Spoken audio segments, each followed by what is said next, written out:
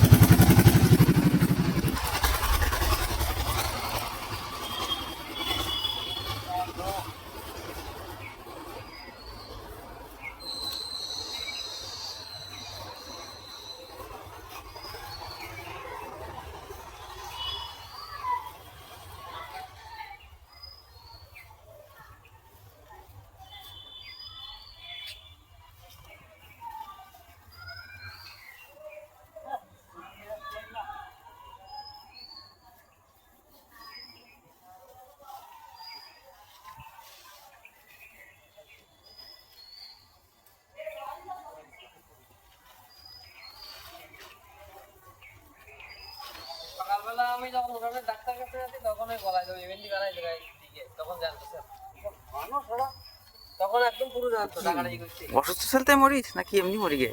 অসুস্থ ছিল গাটা খাবলানি